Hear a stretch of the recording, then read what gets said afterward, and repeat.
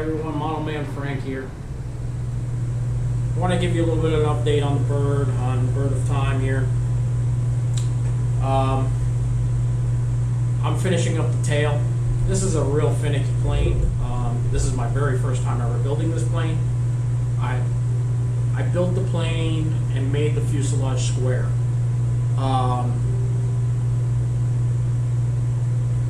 posted on a Facebook post a while ago, and people were like, "Oh, why is it? I've never seen a Bird of Time with a square fuselage." Well, I'm a guy who builds on a budget.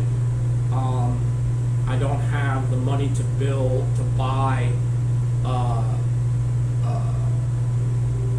all the types of balsa or the fiberglass bodies and things like that. So I build on a budget.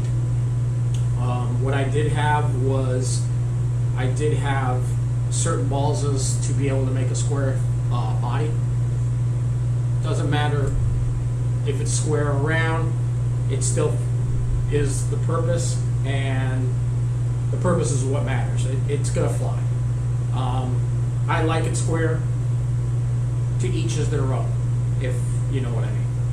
So on the elevator here, it's a flying elevator, so the whole thing pivots up and down, as you can see. It asks for a mechanism inside. It took me the longest to try and get it to work. I just decided not to. I instead opted to use flexible cabling, which it's working. I put the flexible cabling in, and it works perfectly fine. The little pieces of fine detailed plastic you see are to keep the the elevator in place and keep it from wobbling around too much. Give it some flair in it, and to actually minimize the amount of wind that's actually going to be generated, vortex that's going to be generated inside here. I got the motor mounted. Already tried it out. I'll be putting a folding prop on it. Tan is the color that I'm using. The wings and the elevator are going to be transparent blue. The bottom of the fuselage, this part here, will be all black, and parts of the bottom of the wing are going to be black. So I'm making it multiple colors so I can see it.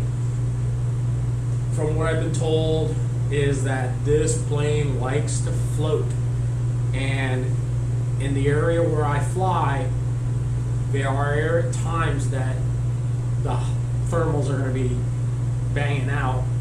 The buzzards have been flying around a lot lately, and when I went flying with my Vista the other day, I went up. I was about 400 feet up, so I did pretty well. I did very well.